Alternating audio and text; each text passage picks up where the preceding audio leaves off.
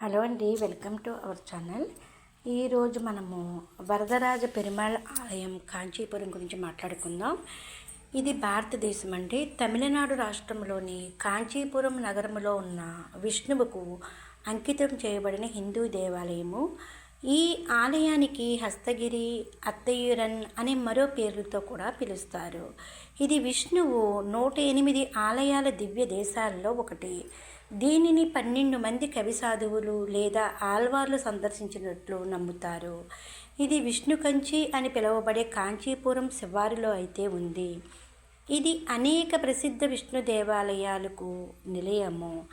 వైష్ణవ విశిష్టాద్వైత తత్వశాస్త్రం గొప్ప హిందూ పండితులలో ఒకరైన రామానుజాచార్యుడు ఈ ఆలయంలో నివసించినట్లు నమ్ముతారు.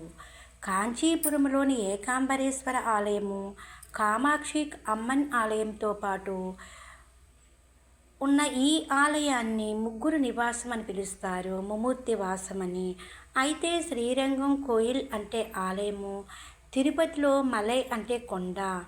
దివ్య దేశాలలో కాంచీపురము వరదరాజ పెరుమాళ్ ఆలయాన్ని పెరుమాళ్ కోయిల్ అని పిలుస్తారు. వైష్ణవులకు అత్యంత పవిత్రమైన ప్రదేశాల్లో ఇది ఒకటి. ఈ శ్రేణిని పూర్తి చేసిన దివ్య దేశాలలో 4వది మేలుకోటే. దీనిని తిరునారాయణపురం అని పిలుస్తారు. విరామం లేకుండా 4 ప్రదేశాలను సందర్శించడం వలన పరమపదంలో చోటు దొక్కుతుందని వైష్ణవులు అందరూ నమ్ముతారు. ఆంధ్రప్రదేశ్లోని చిత్తూరు జిల్లాలోని పలమనేరు మండలము అలాగే కురిమోయిలో వరదరాజస్వామి ఆలయము ఉంది. దీనిని కోర్మ వరదరాజస్వామి ఆలయం అని కూడా పిలుస్తారు. ఇక పురాణం గురించి చెప్పాలంటే, హిందూ పురాణాల ప్రకారము సరస్వతీదేవి దేవతల రాజు ఇంద్రుడిని ఏనుగుగా మారి ఆ ప్రదేశం చుట్టూ తిరుగుతూ ఉండమని శపించింది. హస్తగిరి పర్వతం వలె కనిపించిన విష్ణువు దైవిక శక్తితో అతను శాపం నుంచి అయితే విముక్తి పొందాడు. హస్తగిరి ఏనుగు రూపంలో ఉన్న పర్వతం లేదా కొండను సూచిస్తుంది. దేవతల రాజు ఇంద్రుడు సరస్వతీదేవి శాపం నుంచి విముక్తి పొందిన తరువాత అగ్ని పరీక్షకు సాక్షిగా ఉన్న వెండి, బంగారు బలులను ఆలయంలో ప్రతిష్ఠించాడని నమ్ముతారు.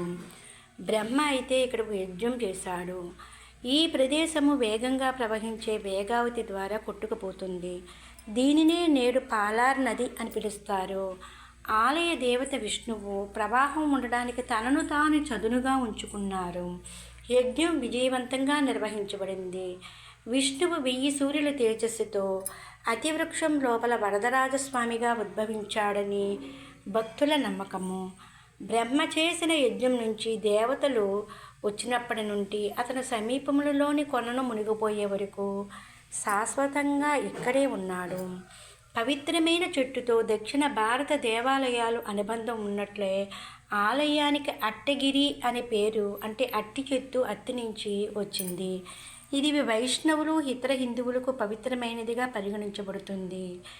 ఈ ఆలయం లోపల ఉన్న ప్రస్తుత రాతి దేవత సమీపంలోని నరసింహ ఆలయం నుంచి వచ్చింది. దేవరాజ్ పెరుమాళ్ అని కూడా పిలుస్తారు. దీని ఆరాధన అది అత్తి వరదరాజ్ పెరుమాళ్తో సమానంగా జరుగుతుంది. అనగా ఒక ప్రతిష్టాత్మక విగ్రహంలో 2 దేవుళ్ళు ఉన్నారు. హిందూ పురాణాల ప్రకారము హిందూ సృష్టి దేవుడైన బ్రహ్మ తన భార్య సరస్వతితో అపార్థంతో విడిపోయాడు. విష్ణువు నుంచి వరం కోరుతూ అశ్వమేధయాగం చేశాడు. విష్ణువు భక్తికి సంతసించి సరస్వతీదేవిని బ్రహ్మతో ఐక్యం చేస్తూ భూమి కింద నుంచి వరాహంగా బయటకు వచ్చాడు. గౌతమ మహర్షి శిష్యులు బల్లులుగా మారమని శాపానికి గురైనట్లు మరొక పురాణం కూడా చెబుతుంది. వారు ఆలయంలో నివసించారు. విష్ణువు దైవిక దయతో శాప విముక్తి పొందారు. ఇక్కడ ఆలయ పైకప్పులో కూడా 2 బల్లులైతే చిత్రీకరించబడ్డాయి. భగవద్రామానుజులు తమ బాల్యమంతా కాంచీపురం అందే గడిపాడు.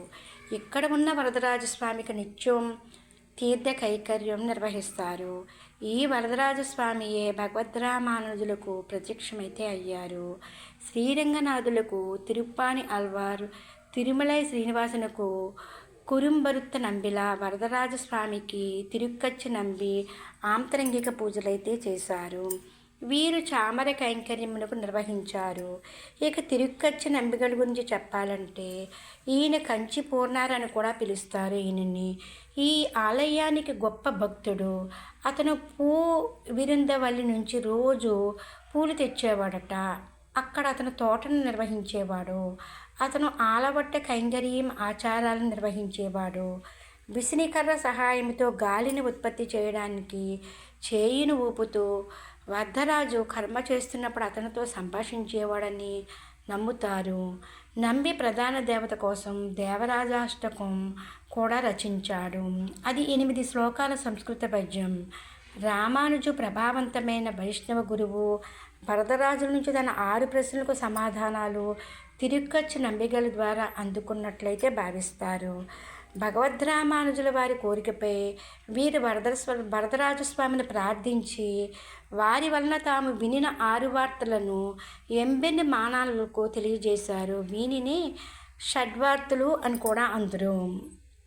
అంటే నేనే అంటే శ్రీమన్నారాయణే పరతత్వం, అలాగే జీవేశ్వర భేదమే దర్శనం, ప్రపత్తియే ఉపాయం అంటే భగవంతుడిని పొందుటకు సాధనం, అంతిమ స్మృతి అవసరం లేదు, శరీరవాసానమందే మోక్షం, పెరియ నంబి గారిని అంటే మహాపూర్ణులను ఆశ్రయింపుడు. ఈ గరుడ సేవను గురించి ఒక శ్లోకం అయితే ఉంది.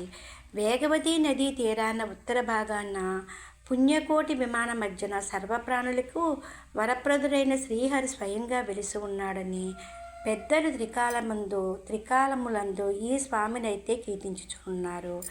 ఇక్కడ ఇంకా ఉత్సవాలు ఎప్పుడు జరుపుతారంటే ప్రతి సంవత్సరం బ్రహ్మోత్సవం అయితే జరుగుతుందండి.